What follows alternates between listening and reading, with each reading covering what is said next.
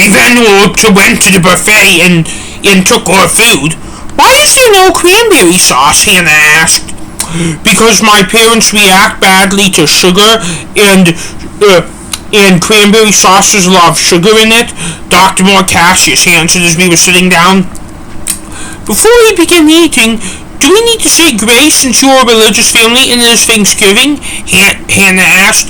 No, we just worship the Lord on Sundays, I said. Okay, said Hannah. Saying grace before meals is just something that only people who practice Abrahamic religions do. We do not practice an Abrahamic religion, I said. I know that. I just wanted to make sure. Well, now you know even better, I said. I have a question about your parents and sugar, said Hannah. Is it about them reacting badly? Dr. Morcasius asked. Yes, Hannah answered. They get hyped up on sugar. George can take it from here, I said to Hannah. They once dropped me on my bed and I got hurt badly because I fell hard, but not as hard as yesterday, or 2 days ago, George was explaining. Oh, said Hannah. I didn't get as hurt as I did yesterday because it wasn't as high, said George. Did you break anything, Hannah asked?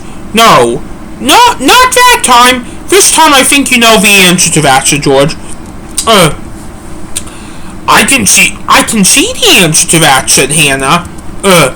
Thank you, said George. The other two of us then signed his cast to that too. Thank you guys. I wasn't planning on having you sign my cast tonight, said George. You're welcome, you all said at once.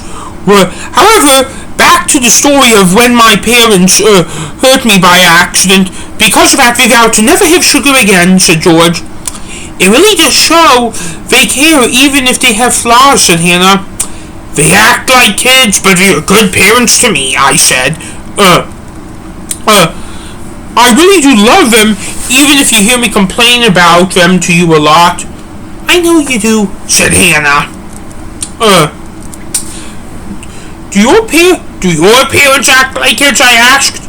My parents are actually relatively strict on me in a kind way. I mean, I was adopted, but I'm just so thankful they did that, said Hannah. Question. Where were you adopted from originally? I asked, because I obviously knew she was adopted because both of her parents are men. From an orphanage in the Bronx in New York City, said Hannah. Was it a pleasant place to live, if you don't mind me asking? I asked. No, Hannah asked. Why? I asked. Hey, Sam, I think I'm going to stop you there, said Dr. Morcasius. Oh, it was fine. It was just in a bad neighborhood. And that lady running it was just the only employee there, and the rooms were overcrowded because she was running it out of her house, and she was the only one running it, said Hannah. What happened to your real parents? George asked.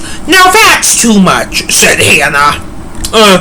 You shouldn't ask anyone orphaned that, said Dr. Morcasius, who I could tell was quite irritated at George for asking him that, and I could really see where Dr. Morcasius' anger was coming from, because I would be upset if somebody asked my girlfriend that, because I will always defend my girlfriend. Sorry, said George. It's fine, but Marcus is right. You really shouldn't ask anyone that, said Hannah. We then went up to get more food, and then we sat back down. So Marcus, you haven't really explained to me so much about your aunts, said Hannah in an attempt to keep building their relationship. That's because I don't like talking about people who I don't have much of a relationship with, said Dr. Morcasius. Correction, you did have a relationship with them. You're right, I used the wrong words, said Dr. Morcasius. So what were you trying to say, said Hannah. I don't really like talking to people about people who don't want much to do with me, Dr. Morcasius answered. Okay, but do note that you're going to have to tell me what is going on eventually, said Hannah. I will. I'm just not ready to do it now. I know it is going to take time. It has taken me a while to discuss the sort of difficult things too, said Hannah. Like who your real parents are? Said George. George? Dr. Morcassius told off. He is actually right, said Hannah. Were you offended by that? Dr. Morcassius asked Hannah. No, answered Hannah. Really? Why? Dr. Morcassius asked. Do you want me to? Hannah asked. No, Dr. Morcassius answered. Because he never said anything I find to be hurtful, said Hannah. Oh, okay, said Dr. Morcassius. So how does this fall compare to other Thanksgivings? I asked. Well, what? Hannah asked. If Thanksgivings were ranked, Dr. Morcassius asked. Yes, I answered.